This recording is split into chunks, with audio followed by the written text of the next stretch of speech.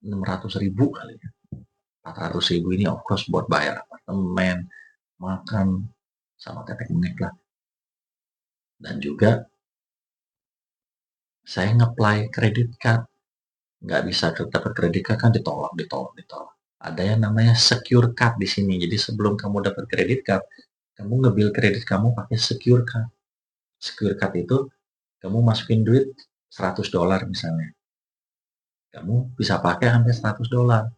Nah, di situ kamu bangun 3 bulan aja kamu udah bisa nge-apply credit card. Yang selalu yang paling gampang ingat namanya Capital One. Gegen saya nggak promosi, paling gampang dapatnya. Dari $300 dikasih sampai beribu-ribu, malah sampai ada yang 10.000. Nah, jadi sambil saya kerja di 7-Eleven, ya kan. Terus juga dari 7-Eleven itu saya tuh pernah kerja jadi waiter yang ngangkat piring, ngangkat minuman, isiin minuman di restoran. Namanya apa itu? Di Virginia. Saya lupa namanya. Anyway, kerja di sana ngangkat piring.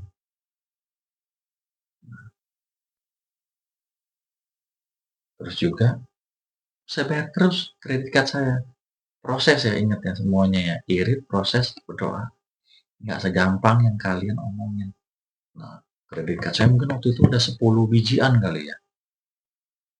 Nah, tiba-tiba nggak lama kemudian kan saya pikir udah balik lagi lah ke villa ya kan. Saya suka main badminton juga di sini. Ngobrol-ngobrol sama teman saya. Teman saya tiba-tiba ngomong, saya pas balik lagi ke villa kerja delivery pizza gitu loh. Delivery pizza, ya kan. Malam-malam nganter orang, ya kadang-kadang dikasih tip, kadang-kadang enggak. Saya kumpulin dikit-dikit duitnya. Udah proses tuh udah berapa tahun itu, saya kumpulin. Sambil ngebangun kredit saya. Nah, saya ngobrol sama teman saya itu. Tiba-tiba dia ngomong, ya saya kalau ada duit mah saya paling buka convenience store. Ya toko kayak Alfamart, gitu-gitu lah kayak di Indo. Toko-toko kelontong lah, toko kecil. Tiba-tiba zep, kayak ada something ngomong, apa,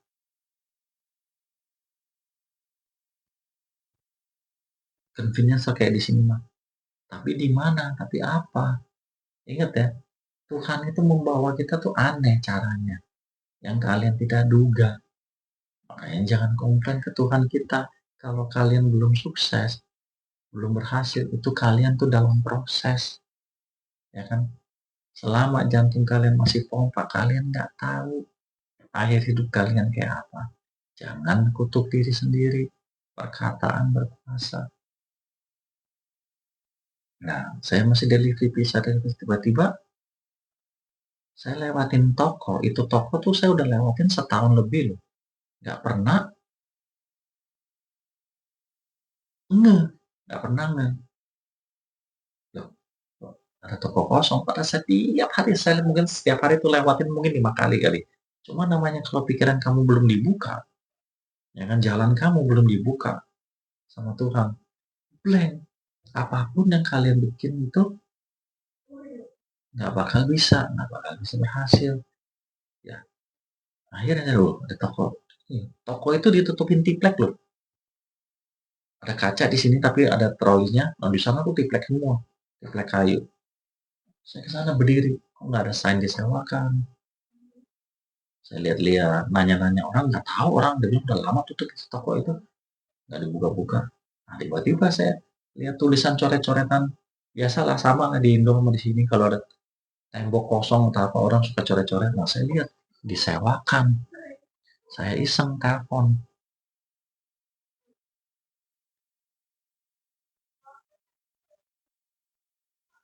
Ini disewakan ya? Iya, waduh kaget saya. Ya kan?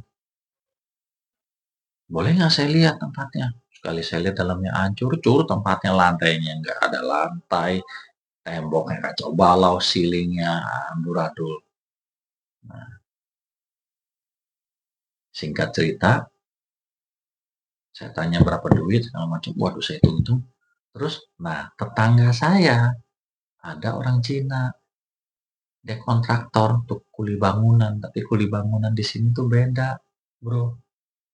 Di sini kalau kamu bisa jadi kuli bangunan, kalau kamu naik Mercy atau BMW itu tuh nggak heran, mahal ongkosnya loh, barang-barangnya sih oke. Saya ajak dia ke tempat toko ini survei sebelum saya tanda tangan kontrak ya, sebelum saya bilang iya ke yang punya. Ini kalau betulin ini gimana nih? Berapa duitan? Ya kasih tahu.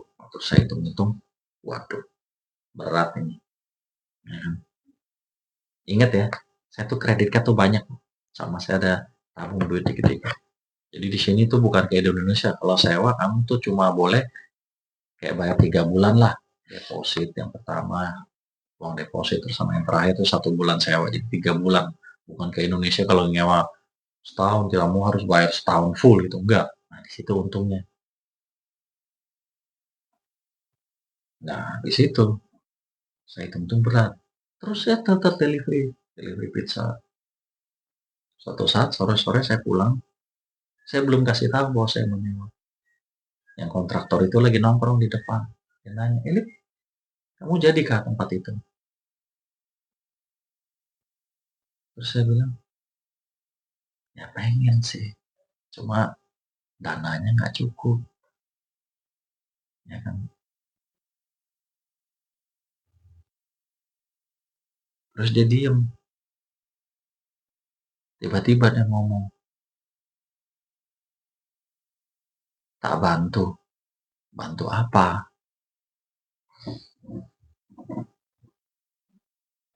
Kamu beli bahan-bahannya untuk ongkos saya. Di sini tuh ongkos tuh lebih mahal, jauh lebih mahal daripada bahannya. Kamu cicil no. Waduh, Will, dia bilang, bener, ya kamu cicil no. Bener nih saya bilang, ya akhirnya saya berani. Saya sign kontrak tempat itu. Langsung 15 tahun. Nah,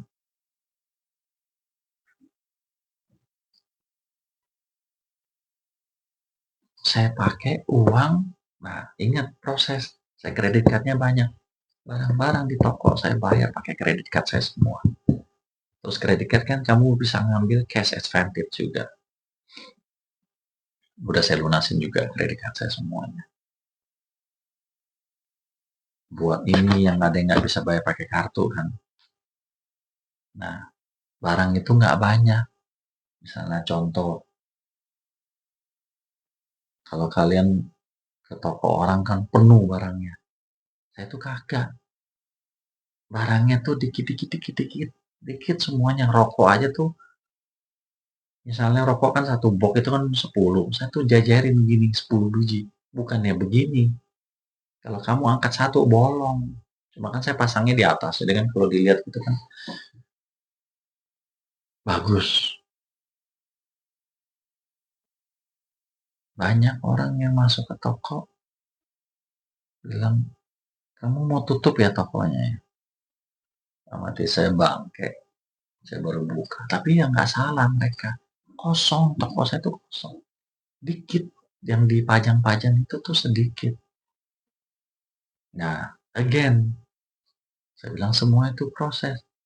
Saya tuh kagak tahu harga loh. Cuma saya pernah, ingat kan saya kerja di 7-Eleven. Nah kebetulan istri saya, dia kerja sama orang Korea juga. Jason namanya. Baiknya bukan main orangnya. Orang luar loh, yang beda warga negara. Dia kerja di sana jadi dia hafal harganya. Bos itu bisa nganterin saya ke tempat-tempat supplier-suppliernya dia. Barang-barang murah belinya di sini, sini, sini, sini. Dia kasih tahu, Di tempatnya dia jual berapa, nah tempatnya kamu jual berapa. Dan juga dia ada satu mobil kayak box ya, mobil box yang bisa beli-beli barang yang tua. Dia kasih. Istri saya bilang, what? Tommy bos? Ya, Inggrisnya juga pas-pasan. Medok lagi. Maklum lah, orang Jawa kan. Jadi ada medok Inggrisnya. Sekarang udah lancar. Dikasih, dituntun. Ya, Tuhan, again, mau nolong kalian. Bantuan, antara bantuan. Nah, sebulan saya buka toko. Oh ya, sebelum itu lagi. Nah, lagi proses bangun-bangun toko ya. Sorry ya, saya rewind lagi. Soalnya banyak ini. Saya mau cerita selengkap-lengkapnya buat kalian. Di sini harus ada permit. Bukannya kayak di Indonesia ya. Di depan rumah, kamu buka kue tiaw. Di belakang rumah, kamu mau buka konveksi, istilahnya. Atau enggak, di belakang rumah mau toko bangunan. Di atas kamu mau buka bisnis konveksi, itu terserah kamu. Di sini tuh banyak permitnya, tetek dan bengeknya tuh setuyuk. Dan mau bikin permitnya nggak segampang itu dan mahal. Ternyata yang punya tempat saya ini, dulu dia pengen bikin apa, buka toko sendiri terus nggak jadi. Nah, permitnya itu udah jadi, udah di approve sama City, sama pemerintah udah di approve. Tinggal kamu bayar. Nah, yang punya gedung ini belum bayar kan, soalnya kan nggak jadi ke tukang gambar-gambarnya arsiteknya itu. Nah, arsiteknya ngomong, kalau kamu mau, saya hitung kamu sekian aja dah, murah. Cuma namanya kan duit pas-pasan. Saya ngomong, sorry ya, saya cicil boleh nggak? Dia bilang boleh. Aduh, Mak. Dari kontraktor boleh cicil, permit juga boleh cicil. Nah, habis itu udah 1 bulan saya buka itu toko. Saya bawa cicilan pertama saya ke tetangga saya yang orang Cina itu. Saya kasih duitnya. This is yang cicilan pertama. Dia kan ke toko saya, kadang-kadang mampir. Dia dorong duitnya balik lagi ke saya. Dia bilang, Lip, toko kamu tuh kosong. You need it more than I do. Kamu lebih butuh uang ini daripada saya. Pakai no. Pakai no ini uang buat penuhin toko kamu. Mau nangis saya waktu itu. Saya dorong lagi ke dia. Saya bilang, saya takut. Saya nggak bisa. Saya takut.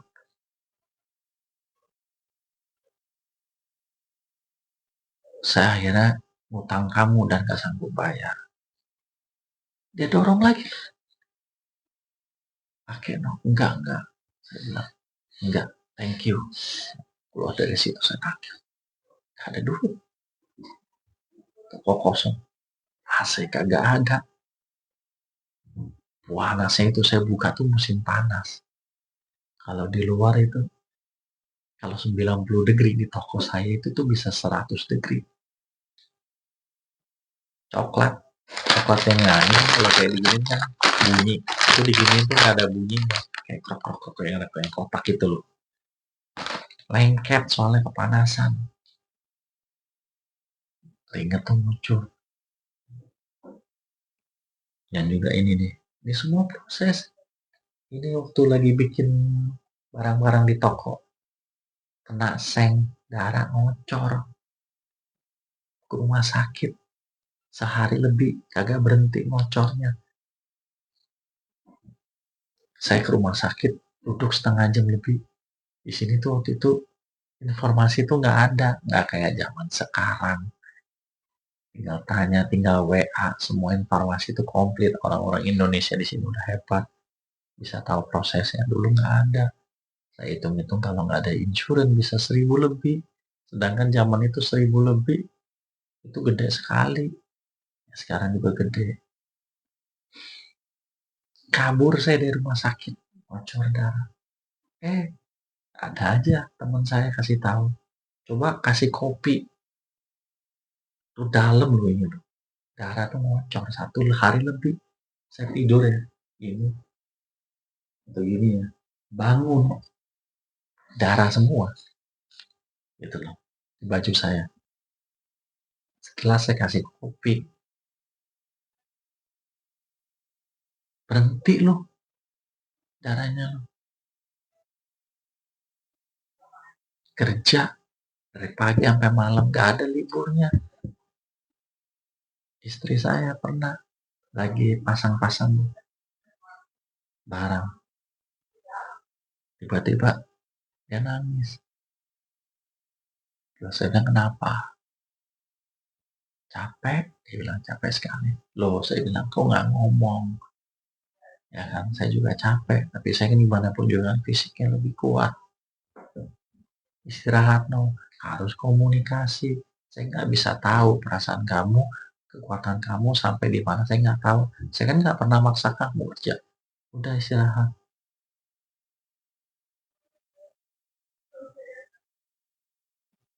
Kadang-kadang dia lihat temennya jalan-jalan, dia bilang, moga-moga suatu saat kita juga bisa jalan-jalan juga enak. Sekali lagi, perkataan berkuasa.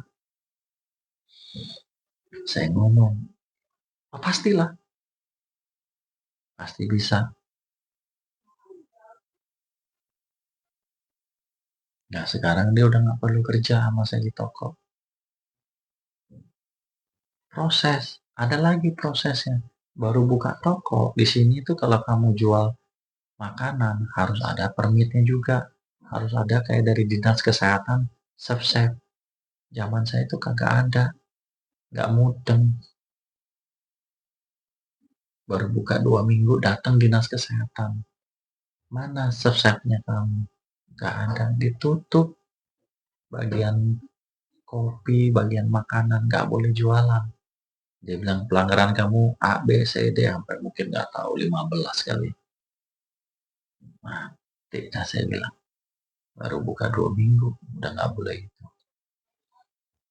Nah, sekali lagi tiba-tiba ada orang Indonesia datang beli rokok. Dia itu zaman itu udah top, salah satu agent di sini. Di sini kalau kamu jadi agent itu tuh udah hebat sekali, yang istilahnya orang bilang itu kagak berseri lah duitnya ya istilahnya. Agent itu kayak bantu-bantu orang yang kerja di pabrikan kayak gitu. Nah, dia beli rokok, saya bilang, can I see your ID? Saya nggak tahu dia orang Indo. Dia kasih. Saya lihat KTP-nya. Oh, orang Indo, saya bilang. Iya. Nah, terus saya tanya. Dia muter.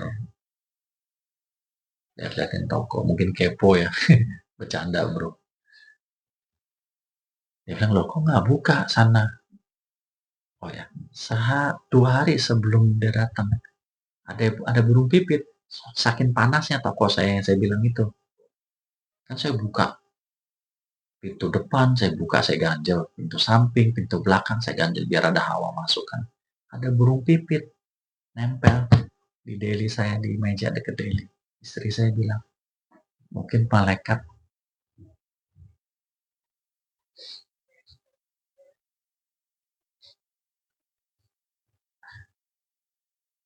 Mungkin malaikat mampir kali ya. Dia bilang. Nah terus datang 2-3 hari kemudian yang ini orang ini. Dia lihat-lihat, dia bilang, tak bantu no. Bantu apa? Saya, oh dia tanya kenapa nggak buka saya cerita, soalnya saya nggak ada subsetnya. Tak bantu no. Saya ada. Kamu bayangin loh, dia tuh orang sibuk, orang berduit, bilang mau bantu saya.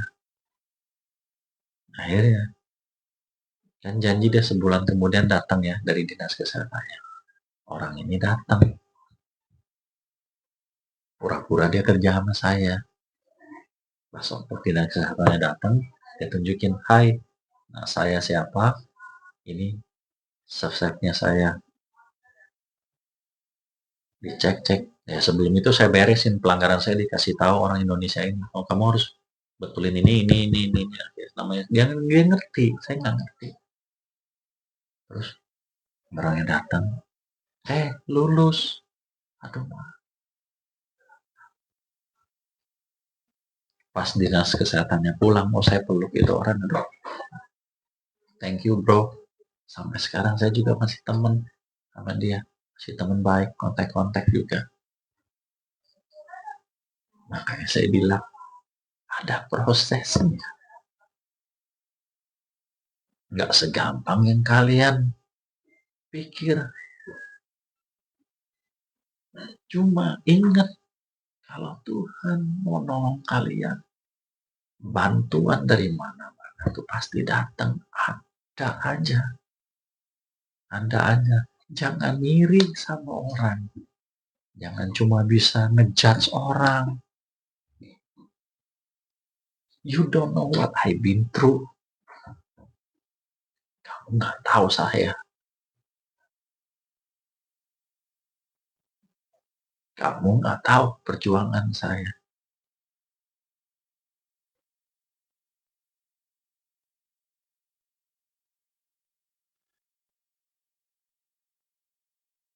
Habis itu, again,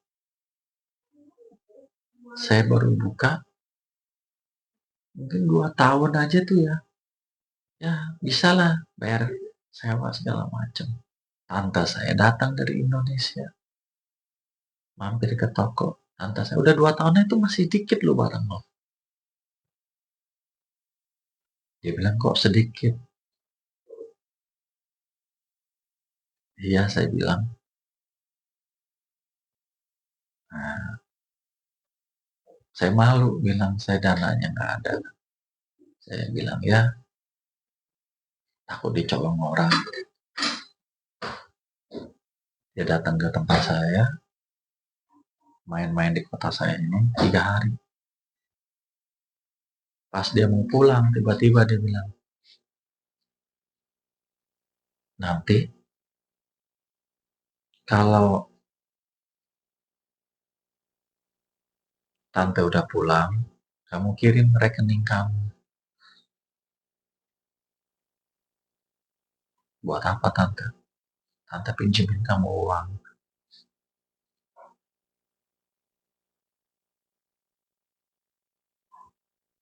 Sampai di Indo, udah 2 minggu kali atau seminggu, saya nggak kirim-kirim.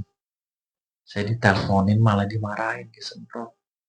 Kamu kalau tante sama om udah mau bantu, cepetan. Kamu bayar cepat.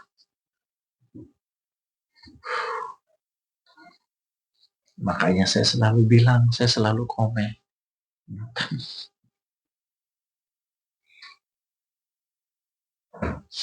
Bukan karena kehebatan saya. Bukan karena saya ada skill. Bukan karena saya pinter. Yang saya bilang saya nggak bangga.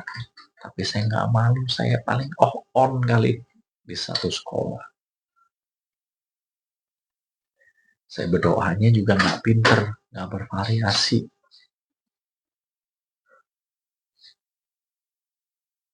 Tiap hari gitu aja. Cuma saya thank you, ngucapin syukur terus. Terus juga dikirimin, akhirnya saya tambah banyak barang. Berjalannya dengan waktu, saya iri. Bukan karena saya makan Indomie terus ya tiap hari, kagak ya. Jadi saya bisa ngumpulin duit cepet, kagak.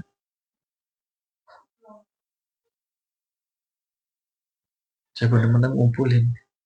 Itu tuh ada proses juga. Kalian nggak tahu, saya di tempat toko itu saya diancam ratusan kali. Ini saya bilang diancam ratusan kali. Saya pernah ditodong pistol kayak gini juga. Saya pernah orang keluarin pisau juga.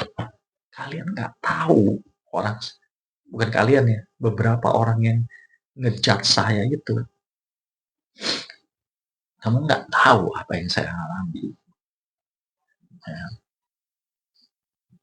kalian kan belum pernah kan ngerasanya ditodong sama pistol. Orang cabut pisau depannya kamu, pengen nusuk kamu. Saya ratusan kali diancam. Awas ya kalau kamu pulang ya. Saya tungguin kamu di depan. Saya bakal ingin kamu itu ratusan kali. Kamu bisa bayangin gak sih? Ratusan kali. Ada prosesnya, Pak, Bu. Saya tetap nggak mundur. Saya tetap sampai sekarang, sampai hari ini. Tetap saya berdiri di toko itu. Bukannya saya ada tantangan, langsung saya udah, wah iya ya. Kagak. Saya sampai berdoa. Nggak ada yang bakal bisa mengambil semua ini kecuali yang kasih saya semua ini. Semua Tuhan. Saya kalau diancam orang itu udah buat saya tuh nyanyi lagu. Saya bukannya berani, bukannya sok-sokan, kagak. Cuma udah baal, orang bilang udah apa ya? Udah jadi batu kalau diancam. Terus terang saya kalau nggak diancam orang tuh saya malah aneh sama orang-orang toko. Saya kan saya orang Asia kecil, kan gede-gede, rame-rame. Biasalah kalau pengecut kan suka rame-rame.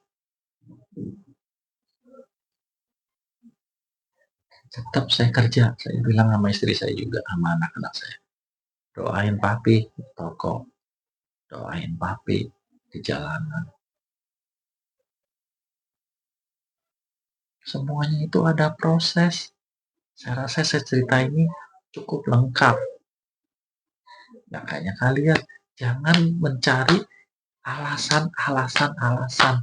Alasan harus punya skill, alasan harus rekeningnya MM-an. Omong kosong, sorry. Kalian aja yang males. Kalian aja yang nggak tahan banting. Kalian aja yang nggak sabar.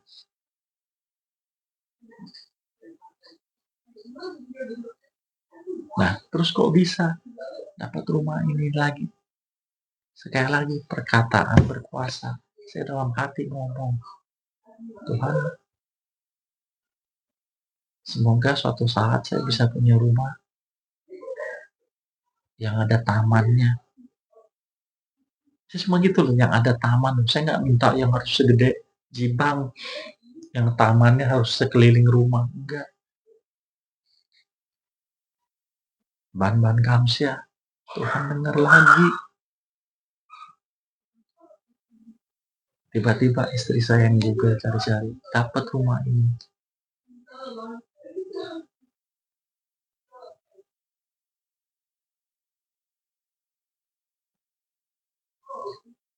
Makanya itu.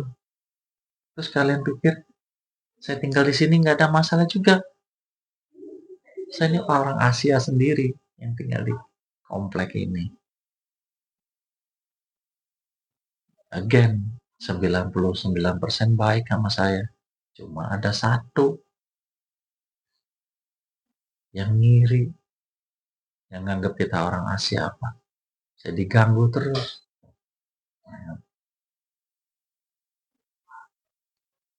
Saya nggak perlu cerita sampai terlalu pribadi lah apa yang dia ganggu ke saya. Saya lawan terus. Proses dan proses. Nggak segampang. Ada ceritanya, Pak, Bro, Sis, Bu.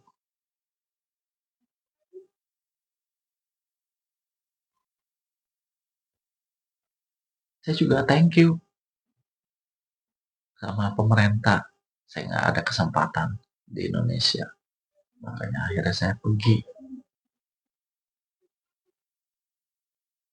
Terus juga nggak tahu semenjak kapan. Setahu saya, kita dari zaman dulu tuh punya presiden tuh hebat-hebat loh. Dari zamannya Pak Karno, Pak Harto, Bu Mega, Pak Habibie, Pak Gus Dur, Pak SBY, Pak Jokowi, Pak Prabowo, semua hebat-hebat. Tapi nggak tahu kenapa, seingat saya dulu kalau perantauan, kita ini dibilang pahlawan devisa.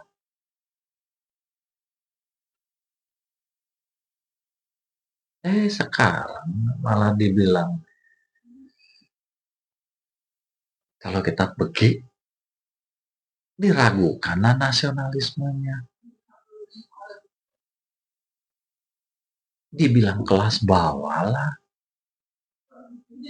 Again, kelas bawah, saya bukannya kelas bawah, orang kelas bawah yang di negara sini yang bisa berhasil kayak begini. Saya yang dikatain orang kelas bawah. Of course lah namanya orang kelas bawah di mana-mana juga ya kan. Kalau selama di bumi juga tetap namanya kelas bawah nggak mungkin bisa sampai kayak gini. Malah ada yang bilang bakal jadi gelandangan. Makanya saya post video dalam rumah saya. Ya.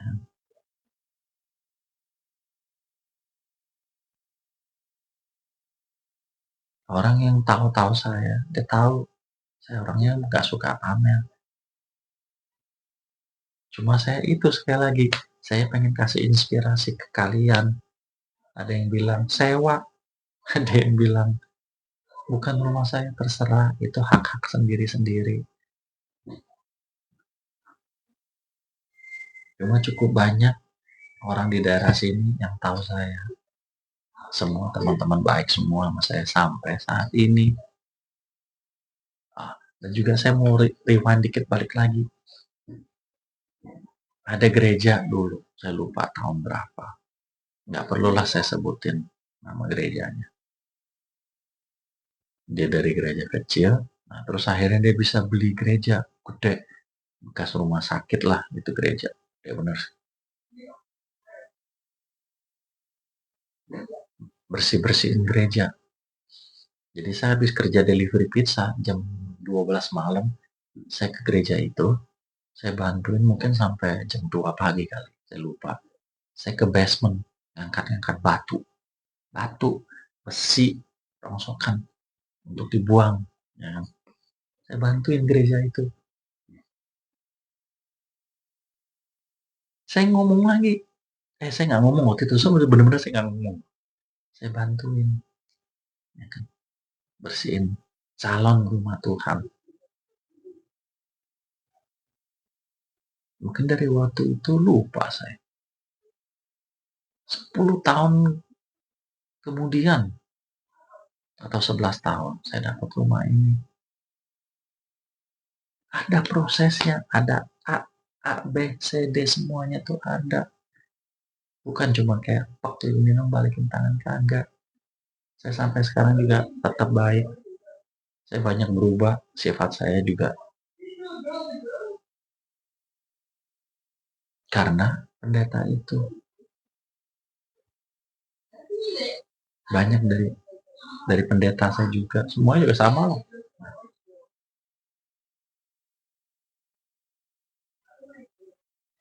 Lebih sabar. Saya ini dulunya tuh pembalap.